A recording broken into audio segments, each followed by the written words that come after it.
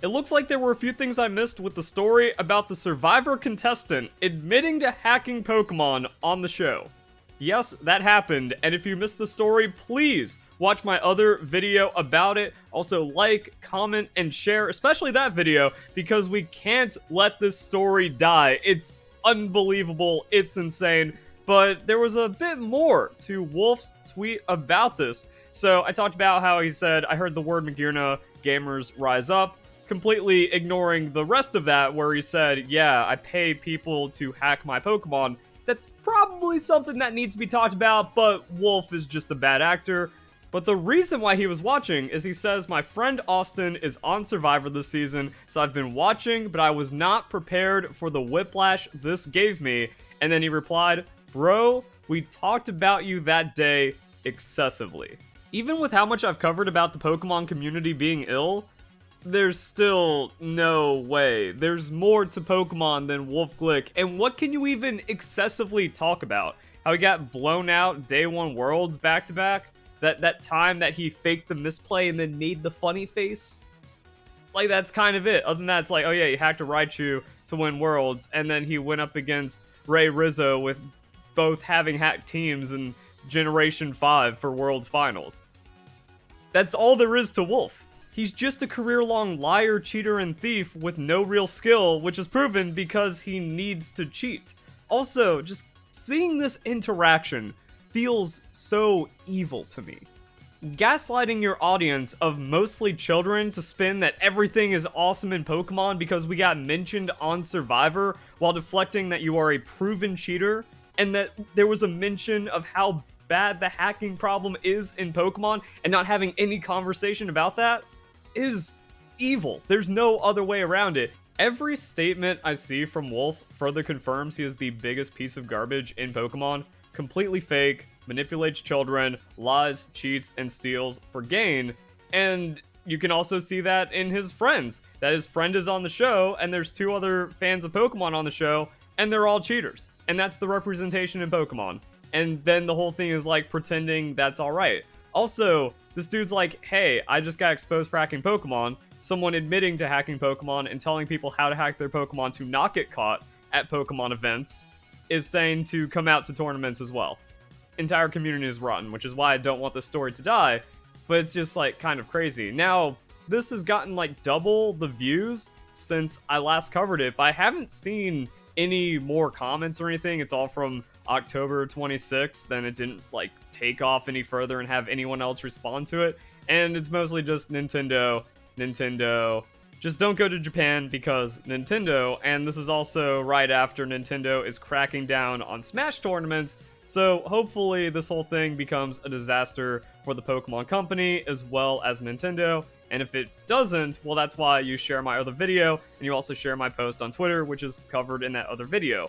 We need to make this a problem for the Pokemon Company, and then it's really weird how Chris Brown comes in, everything's fine, and it was the same thing for Worlds, that there was no statement from the Pokemon Company. There's also dozens of World competitors admitting to cheating on Twitter, but we've also seen this where we had the Pokemon tournament officials just saying like, hey, if you know a judge follows you, don't post that you have a pirated version of the game or that you're using hacked Pokemon. Just gen them all in Pokeballs, that way you don't get caught. So the corruption runs deep. 2023 Worlds prove that there's still an insane amount of corruption, and the corruption continues as long as Chris Brown is the esports director for Pokemon, and the corruption goes even further because you can tell it's a cover-up from the Pokemon Company International versus the Pokemon Company in Japan, since when Worlds happened at Japan, we saw the biggest cheater crackdown ever.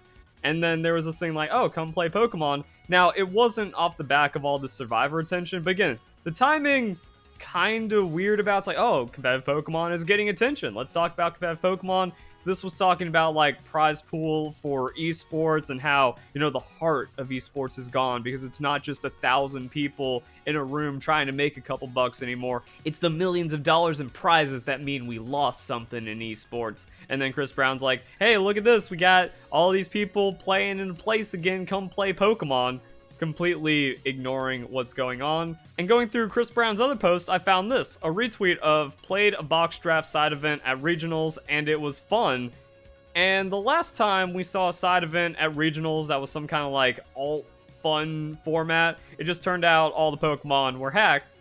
And oh yeah, this is the same thing. So very curious about this for locals. Does one person have all the Pokemon on their account and then makes rentals out of them for the players? Yeah, play the champs.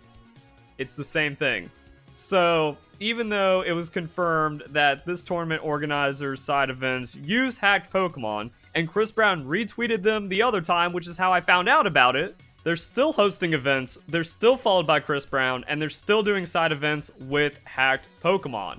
Judge has a box of Pokemon, little cards represent each one, you draft the cards, and then Judge makes rental teams for each player. Player docks into Hori stands for downloads of the teams, and then you are all set. And Chris Brown's like, wow, this is great for Pokemon, that it's all hacking. It's so disgusting. Pokemon VGC just gets more fake and corrupt every day. And you can all see this with like Cybertron desperately like trying to make storylines and narratives about all these cheaters and stuff. And how the Pokemon community is deflecting from the whole cheating thing and just saying like, hey, but Pokemon on Survivor, we made it. Even though we're already the largest franchise in the world, that's why you got to share these stories if you want anything to get better inside of Pokemon. But at the same time, this happens, and the Pokemon community is so toxic, they just dissolve all of the bad out of the story, and then that's it. And like I said, I was trying to like go through the post, see like what happened, if there was any more tension, if anyone had anything else to comment, but not really. It's just kind of the same things over and over. Best scene ever talking about Pokemon, even though it ended with cheating. And then everyone's either like, Nintendo, this is amazing. Add me on Pokemon Go. Oh, Rosemary Kelly, one of the casters for Pokemon. My jaw dropped to the floor. Thanks for a great season so far. But the hacking problem, that's not why your jaw dropped to the floor. You were just excited to hear Pokemon because everyone is fake and corrupt. And it further shows that it's well over 90% of the Pokemon community that cheats and hacks their Pokemon and then doesn't care about it, but they also will lie about it. That's the crazy thing. I keep asking this question, and not a single person can answer. If there's nothing wrong with cheating, then why does Wolfie lie about it at every opportunity, or deflect, or not address it at all? Same thing for all, well, I was about to say all the other competitors, but now a lot of them know they can get away with it, so they will, and even with that, Wolf still isn't doing it because he's the face of Pokemon, and that looks bad, and he also has manipulated his child audience into thinking that, oh, he's completely legit through all of his lies about him not using cheated Pokemon.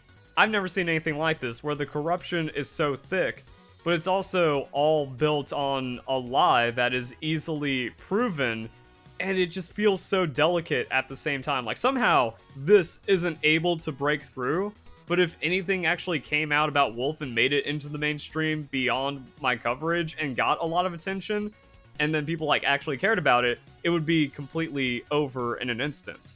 It's the most unbelievable amounts of mass toxicity and derangement keeping this glass house from shattering, and it just further proves that the Pokemon community deserves nothing, especially VGC.